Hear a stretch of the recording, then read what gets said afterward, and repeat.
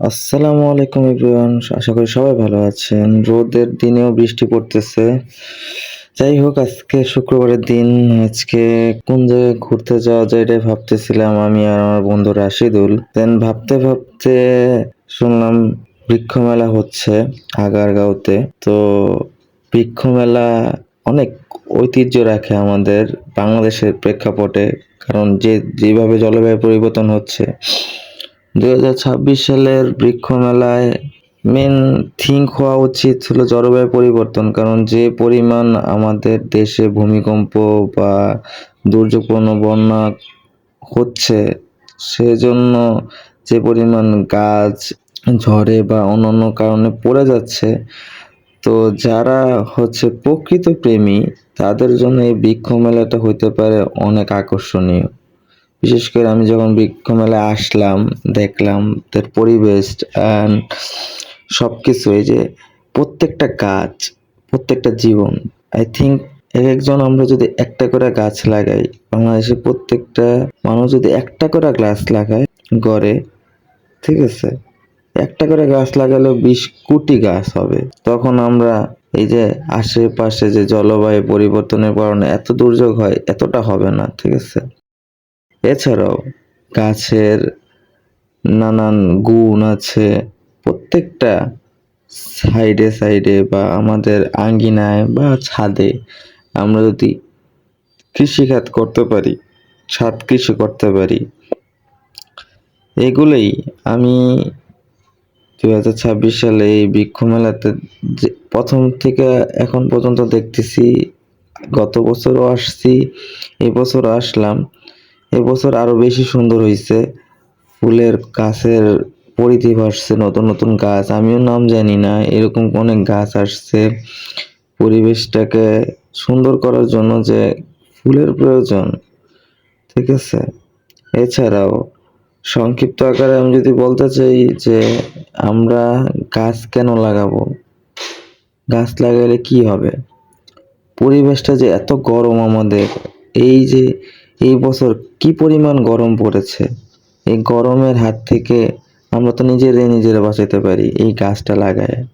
কারণ গাছ লাগানোর ফলে আমাদের পরিবেশ যেমন ঠান্ডা হবে, অক্সিজেনের মাত্রাটাও বাড়বে, দূষিত গ্যাসের পরিমাণ কমবে।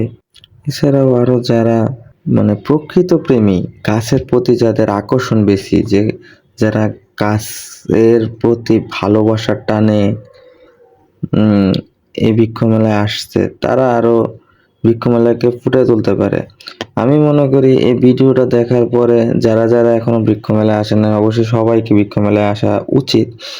বিশেষ করে ছোট বাবুদের যারা এখনো বুঝতে শিখে নাই, তাদেরকে দেখানো উচিত যে গাছ একটা জীবন। ঠিক, একটি গাছ একটা জীবন, ঠিক আছে। একটা গাছ কত রকমের উপকার করতে পারে তা ধারণার বাইরে। তো সুতরাং ছোট থেকে যদি আমরা এগুলি শিখাতে পারি আমাদের বাবুদের, তাহলে তা আরো বেশি ডেভেলপ হবে, তাই না? এছাড়াও গাছের নাম, আমরা অনেক গাছের নাম জানি না, কিন্তু এই গাছের থেকে আমরা অনেক সুবিধা পাই। অনেক ঔষধি গাছ আছে। এছাড়াও যে গাছগুলা মানে আমাদের আঙ্গিনায় রাখলে আঙ্গিনাগুলো অনেক সুন্দর লাগবে। এছাড়াও আমাদের ছাদে যেসব গাছ আমরা লাগাইতে পারি, ছোট ছোট গাছ, বলবো না বড় গাছ, অনেক ছোট ছোট গাছ আমরা লাগাইতে পারি। এছাড়াও অনেক ডেকোরেশনের কাজেও আমরা কিন্তু ছোট ছোট গাছ নিয়ে লাগাইতে পারি। এই ছোট ছোট গাছগুলো যদি আমাদের প্রত্যেকটা বাসায়, প্রতিটা রুমে রুমে বা প্রত্যেকটা আঙ্গিনায়, প্রত্যেকটা ছাদে যদি একটা করে গাছও লাগানো থাকে, আমাদের পরিবেশের ভারসাম্যটা কতটা বজায় থাকবে এটা বলে বোঝানোর মতন না। আমি এখানে আসার পরে অনেকগুলা কুটির শিল্প কাজও দেখেছি। আমাদের গ্রামীণ সমাজের যে কুটির শিল্প এখানেও তুলে ধরা হয়েছে, ঠিক আছে। মানে মাটির তৈরি পট, আরো নানান রকম জিনিস, বাঁশের তৈরি কিছু জিনিস, বেতের তৈরি কিছু জিনিস, প্রত্যেকটা জিনিসই এই 2026 সালের বৃক্ষ মেলায় প্রত্যেকটা ফুটায় ফুটায় তুলে ধরা হয়েছে। সেটাই হোক, বৃক্ষ মেলার মেন আকর্ষণ যেহেতু গাছ, আমরা গাছ নিয়ে কথা বলি। গাছ হচ্ছে এখানের প্রাণ, ঠিক আছে। বৃক্ষ মেলার প্রাণই হচ্ছে গাছ, আমি যেটা মনে করি। এছাড়াও এখানে নানান নার্সারি থেকে নানান লোক এসেছে। আপনি তাদের সাথে কথা বলে গাছের পরিধি কিভাবে বৃদ্ধি করা যায়, যারা গাছপ্রেমী, যা প্রকৃতিপ্রেমী আসলে, তারা কিভাবে ডেভেলপ করতে পারেন আপনার বাগান, আপনার আঙিনা, আপনার ছাদ, তাদের কাছ থেকে দেখতে পারেন। এছাড়াও নিজের ঘরের জন্য নানান রকম জিনিস আপনি কিনতে পারেন কুটিরের। এই যে যেখানে দেখা যাচ্ছে যে একটা পটটা অনেক সুন্দর। যাই হোক, এটা আমার বন্ধু রাশিদুল। এছাড়াও এখানে অনেক কৃত্রিম ঝর্ণা তৈরি করা হয়েছে যে লোকসমাজের আকর্ষণ বৃদ্ধি করার জন্য। এই কিছু কিছু জিনিস, ছোট ছোট জিনিস, এগুলো তুলে ধরাই হচ্ছে আমাদের দায়িত্ব। কারণ হচ্ছে আমাদের দেশটা এত সুন্দর, সকল দেশের রানী যেহেতু আমাদের দেশটাকে বলা হয়, তো রানীকে ভালো করে তুলে ধরা হলো আমাদের কাজ, তাই না? এছাড়াও অনেক ঝিল তৈরি করা হয়েছে, মানে লোকের আকর্ষণ বৃদ্ধি করার জন্য যা যা করা উচিত আমাদের বৃক্ষ মেলায় প্রত্যেকটা কাজই করা হয়েছে। তো আমার মনে হয় সবাইকে একবারের জন্য হলেও বৃক্ষ মেলাটাকে ভিজিট করা উচিত। আমি আমার প্রেক্ষাপট থেকে বলছি না, সবাইকেই দেখা উচিত, কারণ এখানে শিক্ষণীয় অনেক কিছু আছে। আমরা প্রত্যেকটা জিনিস থেকে শিক্ষা নিতে পারি, ঠিক আছে? প্রত্যেকটা কাজ থেকেই আমরা শিক্ষা নিতে পারি, শিক্ষার কোনো শেষ নাই। আই থিঙ্ক প্রত্যেকটা জিনিস থেকে যখন আমরা শিখবো অল্প অল্প অল্প অল্প করে, তখন জিনিসটাকে অনেক আপডেটেড করা যায়, অনেক সুন্দর করে তুলে ধরা যায়। তো যাই হোক, বৃক্ষ মেলার প্রথম ঐতিহ্য যেহেতু গাছ, আমরা গাছের সৌন্দর্যগুলা তুলে ধরার জন্য এই ভিডিওটা করা।